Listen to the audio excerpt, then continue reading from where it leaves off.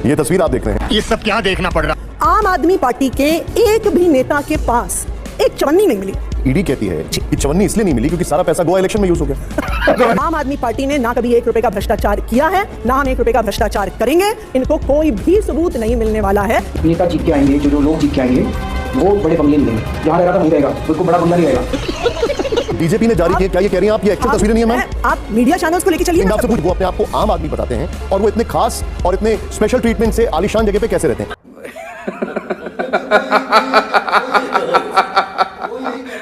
दोस्तों, जैसा कि आपने देखा, आज का एपिसोड आम आदमी पार्टी को लेकर होने वाला है।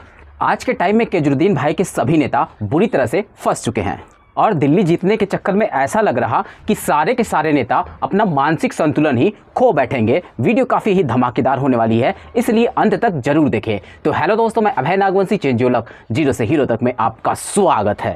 एक तस्वीर दिखाता हूं, अब फिर उसके बाद सवाल पूछूंगा। जरा प्ले करिए, तस्वीर दिखाइए।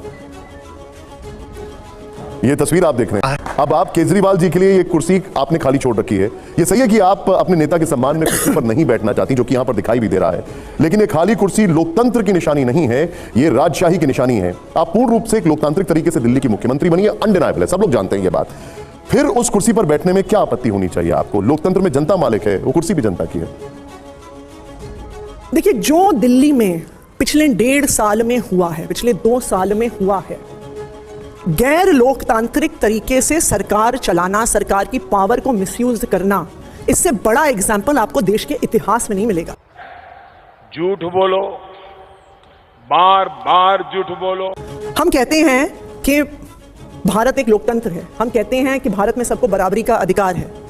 आप मुझे बताइए, आप इस देश के, हम 26 जनवरी के करीब हैं, रिपब्लिक डे है हमारा, हमें अपना संविधान मिले 75 साल हो जाएंगे शायद इस साल। किसी एक पॉलिटिकल पार्टी का इतना परसिक्यूशन देश के इतिहास में कभी नहीं हुआ होगा। मुझे याद है, हम इतने सालों से टीवी देखते आए हैं, हम सीबीआई के केसेस, ईडी के केसेस, अलग अलग इन्वेस्टिगेशन केसेस, एजेंसीज के केसेस देखते थे। और जब ये एजेंसीज किसी के घर पे छापा मारती थी, कोई स्कैम होता था, तो क्या मिलते थे? कैश के ढेर मिलते थे। और ये रंगोली बनाते थे कैश की गड्डियों की, सी उससे लिखेंगे, बी लिखेंगे, आई लिखेंगे। सोने के बिस्कुट मिलते थे, शेल कंपनी के कागज मिलते थे, दीवारों में से दीवारें तोड़ तोड़ के सोने चांदी जवाहरात मिलते थे। आम आदमी पार्टी के एक भी नेता के पास एक चवन्नी नहीं मिली। आपने उनके घरों में रेड कर ली, आपने उनके ऑफिसेज में रेड कर ली, आपने उनके लॉकर्स में रेड कर ली, आपने उनके पैतृक गांव में रेड कर ली, और कुछ नहीं मिलने के बावजूद भी एक एक करके आम आदमी पार्टी के सारे बड़े नेताओं को जेल में डाल दिया। नहीं, लेकिन ईडी कहती है कि चवन्नी इसलिए नहीं मिली क्योंकि सारा पैसा गोवा इलेक्शन में यूज हो। बड़ा हरामी हो बेटा। आपको याद होगा 2014 में सुप्रीम कोर्ट ने एक बहुत सख्त टिप्पणी करी थी। इन्होंने सेंट्रल जांच एजेंसियों को केज्ड पैरेट कहा था। 10 साल के बाद 2024 में जब अरविंद केजरीवाल जी को बेल मिली, तब भी सुप्रीम कोर्ट ने ऐसी सख्त टिप्पणी करी कि अरविंद केजरीवाल जी की गिरफ्तारी एक दुर्भावना के तहत हुई। यही नहीं, अभी और सुनिए। उन्होंने ये कहा फिर से कि ये एक पिंजरे में कैद तोते की तरह एजेंसीज हैं। इसका क्या मतलब है? अगर सुप्रीम कोर्ट ऐसी टिप्पणी करने पे मजबूर हो रहा है, तो क्या हमारे देश की प्रीमियर जांच एजेंसीज को शर्म नहीं आनी चाहिए? नहीं, लेकिन एक बात बताइए, जब ईडी ये कह रही है कि 100 करोड़ रुपए थे, वो गोवा इलेक्शंस में पूरी तरीके से इस्तेमाल हो गए और ट्रायल में हम सारे सबूत लेकर आएंगे, वो ये कह रहे हैं। वो ट्रायल शुरू तो करें। ये केस कब से चल रहा है? आपकी पार्टी पर अब एक और मुसीबत जो आ रही है, वो ये है कि एलजी के बाद गृह मंत्रालय ने भी परमिशन दे दी है कि मनीष और अरविंद जी के ऊपर मनी लॉन्ड्रिंग का केस चलाया जाए। हमारे यहाँ ऐसा ही होता है। भारतीय जनता पार्टी आम आदमी पार्टी के नेताओं पे 1 नहीं, 2 नहीं, 3 नहीं, हजारों केस चला ले, लेकिन मैं दावे के साथ कह सकती हूं कि वो कितने भी केस चला लें, कितनी भी जांच कर लें, आम आदमी पार्टी ने ना कभी 1 रुपए का भ्रष्टाचार किया है, ना हम 1 रुपए का भ्रष्टाचार करेंगे। इनको कोई भी सबूत नहीं मिलने वाला है, ये कितने भी केस कर लें। जो जिसको लेकर आपसे तमाम सवाल पूछे जा रहे हैं, पहले मैं वो वीडियो दिखाना चाहूंगा। मुख्यमंत्री आवास को लेकर बीजेपी ने कई गंभीर सवाल उठाए, दिखाइए जरा।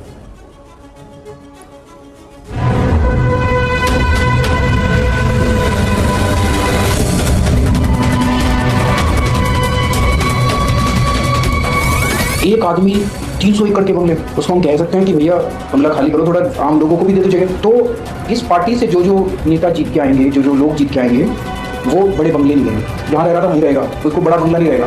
कौन है ये लोग? कहां से आते हैं? जी बीजेपी कह रही है कथनी और करनी में फर्क है।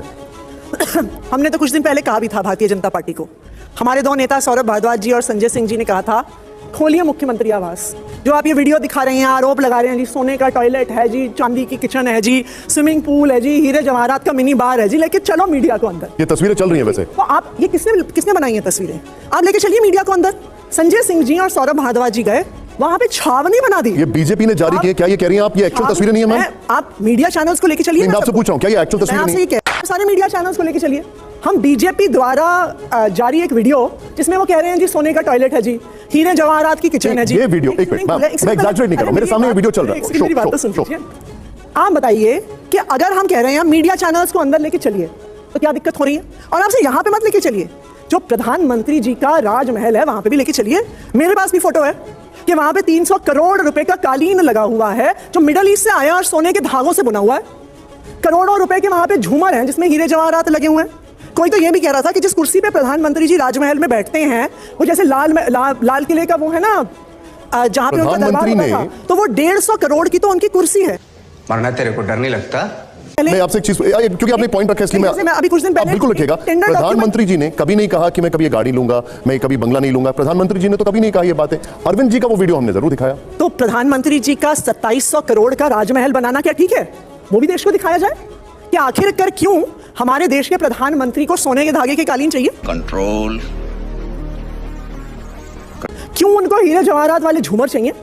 क्यों उनको 150 करोड़ की सोने से लदी हुई कुर्सी चाहिए? खोलिए आप उसे भी। क्यों आप, हम तो चैलेंज कर रहे हैं कि एक तरफ दिल्ली का मुख्यमंत्री आवास है, दूसरी तरफ प्रधानमंत्री आवास है, मीडिया को लेके जाइए दोनों जगह। क्यों आप छावनी बना रहे हैं? लेकिन क्या कोई कंपटीशन चल रहा है प्रधानमंत्री से? देखिए, देश के सामने ट्रांसपेरेंसी से दूध का दूध पानी का पानी हो जाए। बताइए, यहाँ पे बहुत सारे युवा बैठे हैं, बताइए दोनों जगह में लेके जाना चाहिए कि नहीं जाना चाहिए मीडिया को?